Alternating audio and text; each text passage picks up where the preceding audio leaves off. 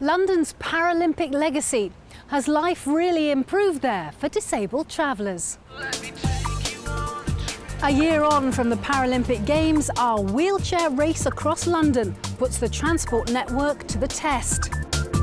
One overground, one underground. But which will be faster as our athletes cross the city? And happy birthday, 2,500 years on. That's coming up later in the programme.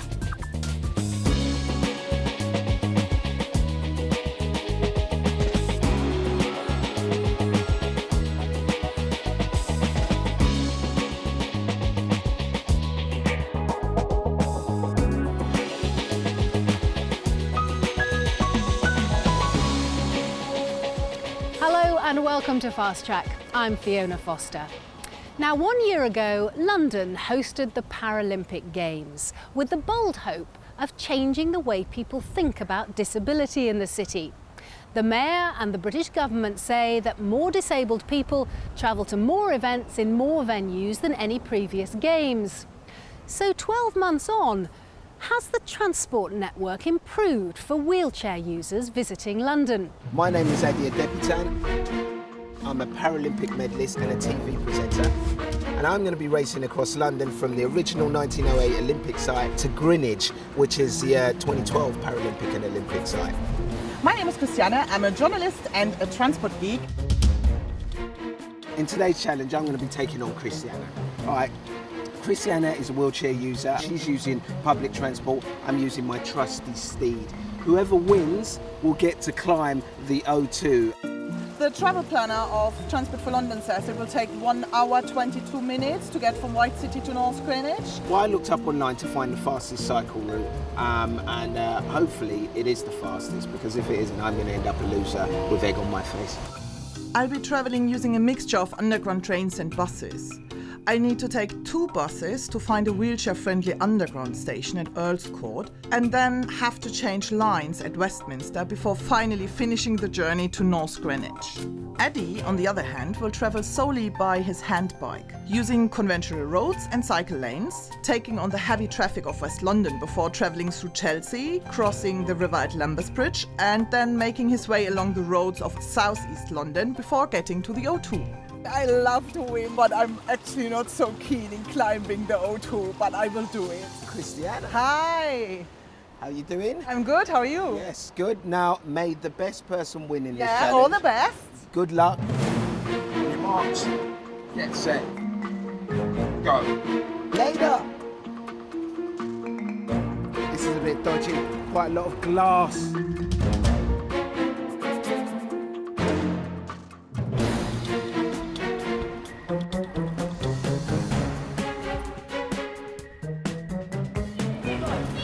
What's up, guys? It's like always board at the back door. That's brilliant. He even got the door shut so nobody can get in when I'm boarding. That's brilliant. It's going to be a great test for my bike. The surfaces in London change all the time. Go from smooth roads to knobbly roads to speed humps. Thank you so much. Textbook bus driver. Wow.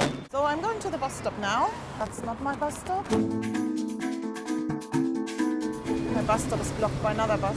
Okay, all people around me. Basically, I can't pass them. Luckily, the bus driver didn't let them on.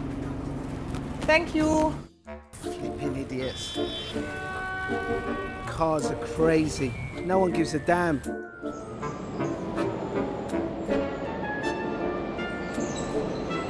I need manual boarding ramps to go to Westminster, You please. to Westminster? Yes, please.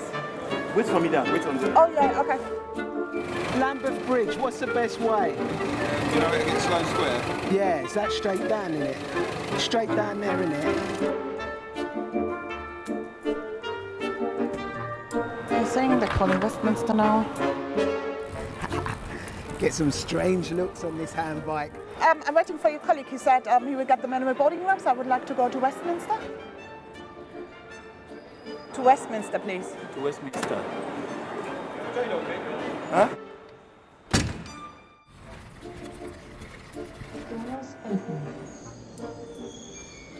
way. All right. This way. That's this way.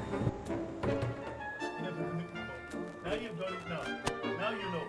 Now you've done it, now you know. Could you push me? Because I've no room to get up. Okay. Thank you so much. I'm okay, thank you. Leaving all these cars behind. Great bit of cycleway on embankment. I'm pretty shocked that that they have no clue how to put the ramp on the train. They should all be trained.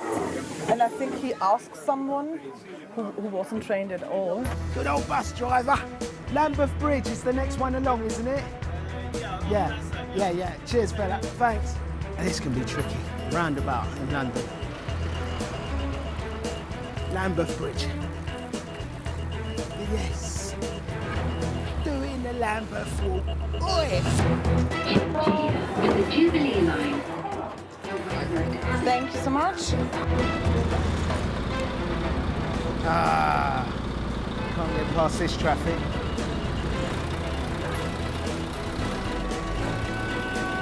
People don't care.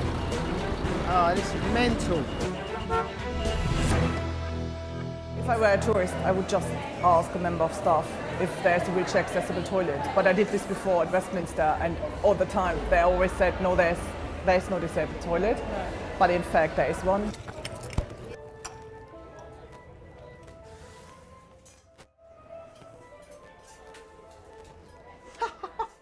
Disgusting. Blackwall Tunnel, Woolwich. Oh, is it that way? Decisions. Kind of a little bit lost. So, is it this way? Is it straight or is it? I think it's straight.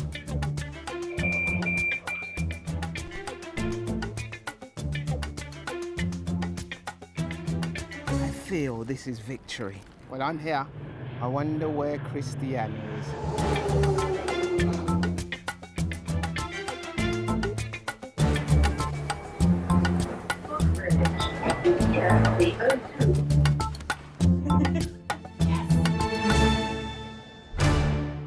Christiana, Hi! oh, do you know what? I was just halfway through reading War and Peace. It's an amazing book. You should read it. Yeah, it took ages to get here. Well, my journey was interesting, but I think it was 25 to 30 minutes less interesting than yours. Yeah, I can imagine. And as I promised, one latte for you. Oh, thank you so much.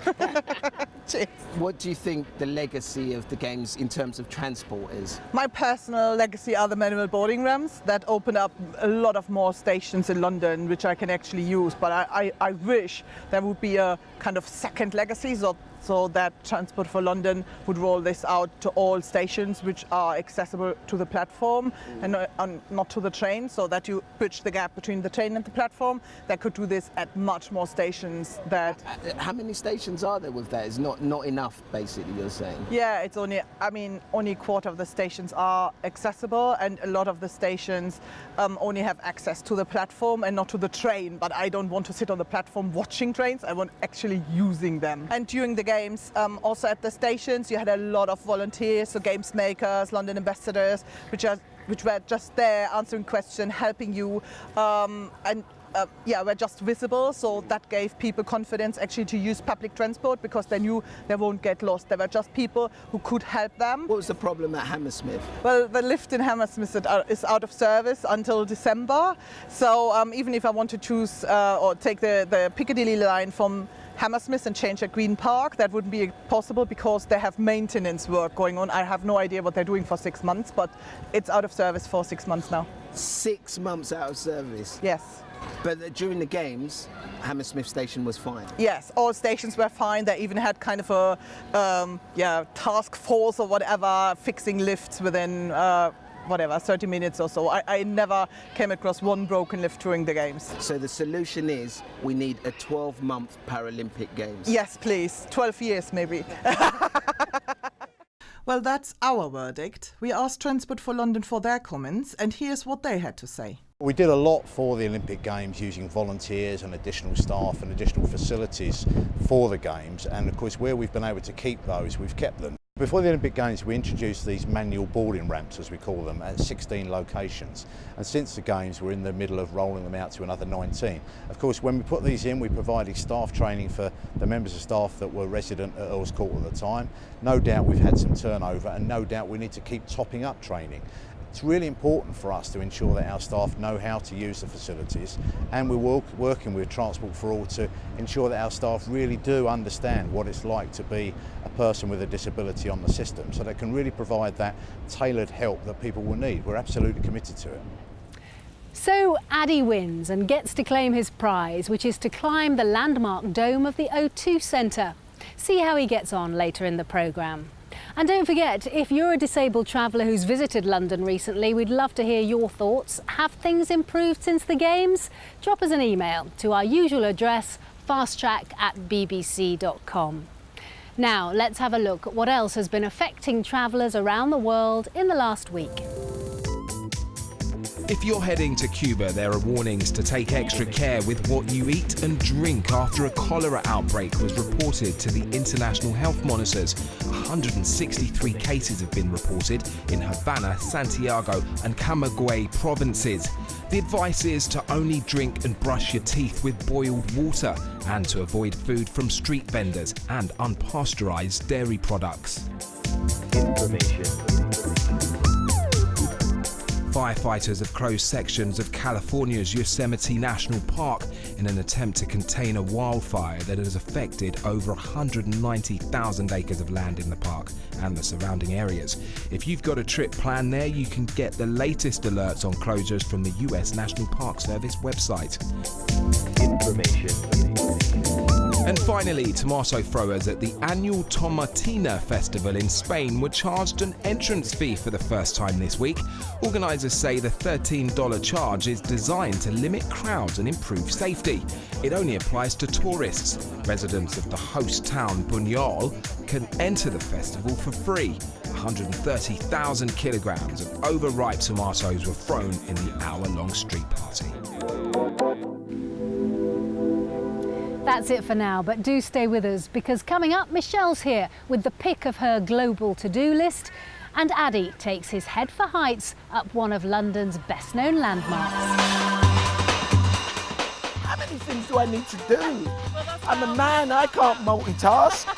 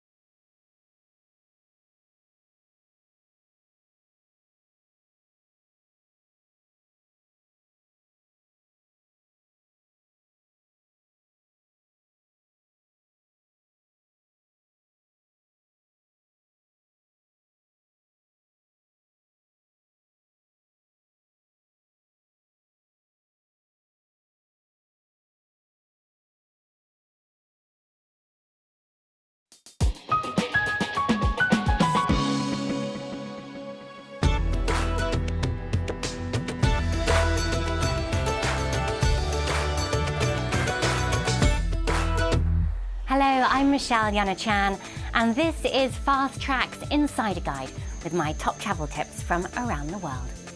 In South Africa, the Two Oceans Hermanus Whale Festival will draw tens of thousands to the Cape on September 20th through 24th.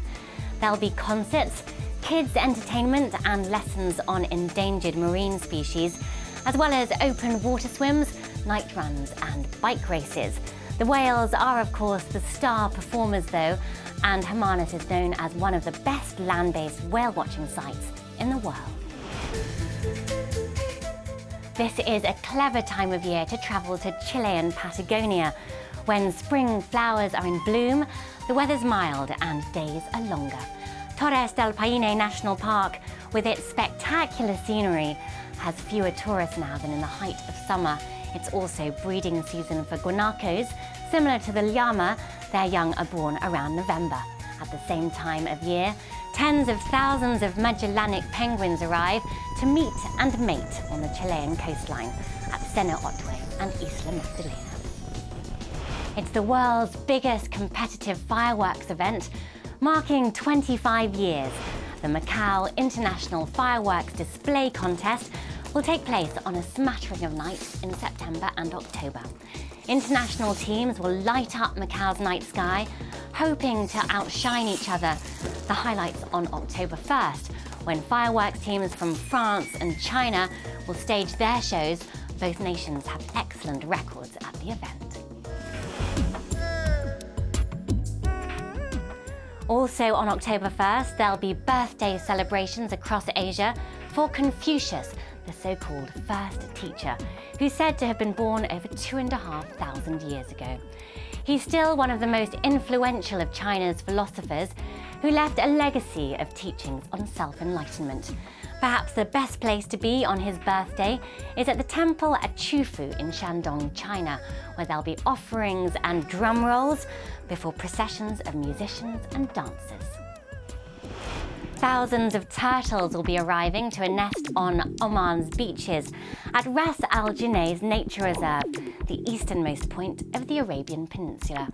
It's estimated over 20,000 green turtles return here annually, and September's a good month to witness both the laying and the hatching of eggs. The next few weeks are one of the best times to visit Etosha in Namibia, one of southern Africa's finest national parks. The rains are yet to arrive, and wildlife's gravitating around waterholes. That makes it easier to see the big game, as well as hundreds of species of birds. To escape Namibia's high temperatures inland, afterwards head to the Skeleton Coast and look out for the massive breeding colony of Cape fur seals at Cape Cross. In October, bulls come ashore for the rutting season, which can give rise to violent combat scenes.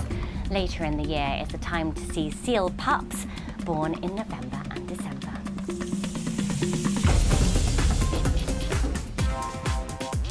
Kick off your dancing shoes and go barefoot for the renowned closing parties in Ibiza, late September and early October, beloved by young and old revelers. This little speck in Spain's Balearic Islands will be having one last dance as the summer draws to a close.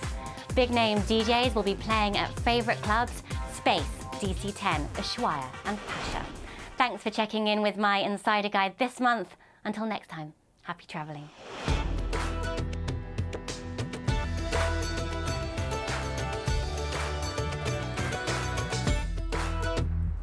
Thanks, Michelle. Now back to the fun and games in central London. And if you were watching earlier, you'll have seen how we asked 2 wheelchair users to put London's Paralympic transport legacy to the test in a race from west to east. Well, Addy on the roads beat Christiane on the tube. And now here's his prize. A climb up the famous O2 Centre, formerly the Millennium Dome, home to several of last year's Olympic events. So I've raced more than 20 kilometres across London. And now it's time to claim my prize, climbing up the O2. For what promises to be some of the best views of the capital.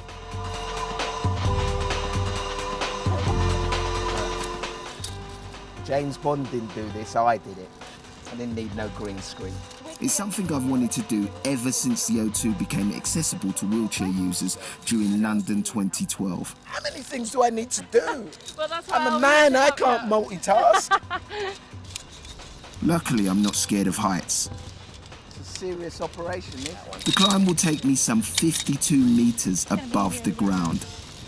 There is one barrier to the climb, though. It's lucky I laid off the pork pies, innit? Well, we brought Rob Womack over. Who's Rob Womack? Shot put. You have to be under a certain weight. Well, you're obviously not supposed to weigh over 21 stone. He admitted to us at the top that he weighed 22. Oh, my days, that must have been hard work. It was hard.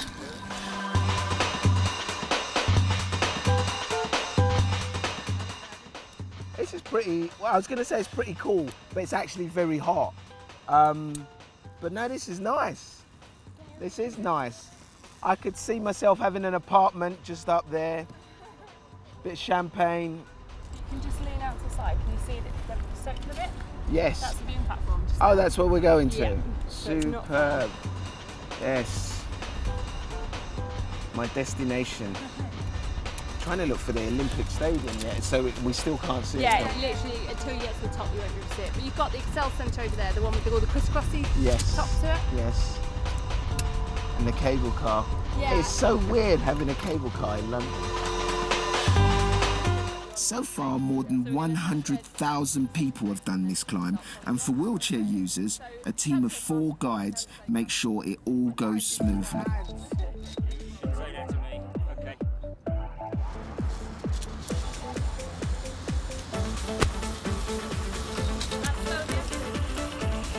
But as I've found, you still need to use a bit of your own elbow grease.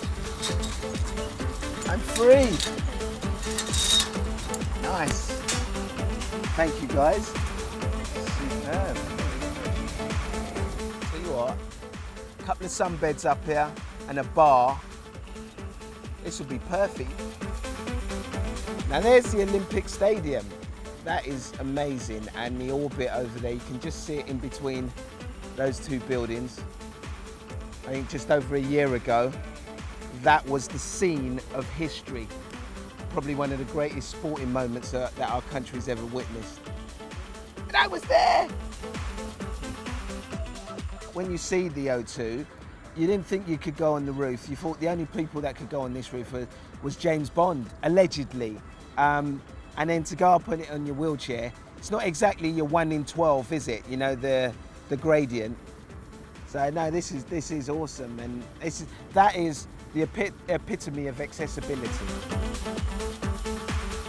The Paralympic Games has always had an opportunity to change cities and bring cities into the modern era. You know, London's a very, very old city with lots of inaccessible buildings, and I was so pleased when we got the Games because I knew once we got it, it would help the buildings become more accessible, and it will help the tourist attractions become more accessible. But even more importantly, it will make people's minds become more accessible. Adi Adyepatan on top of the world, or the O2 Centre at least. And that's it for this week. Next week, we're up in the skies revisiting that thorny issue of larger passengers. It's a matter of round pegs and square holes. If a passenger can't sit into a regular-sized airline seat, what's to blame? The seat or the passenger trying to squeeze into it? It's been in the headline for years, but in the last 12 months, various solutions have been mooted by everyone from airlines to academics to the passengers themselves. So whose theory fits? And could the answer really be as simple as just building wider seats? Join us next week on Fast Track to find out. And you can find much more from us on our travels at our website, bbc.com/fasttrack, or you can browse through our social media streams on Facebook, Twitter and Pinterest. But until next time, from me, Fiona Foster, and the rest of the Fast Track team, wherever you're heading next, have a really great time. Bye.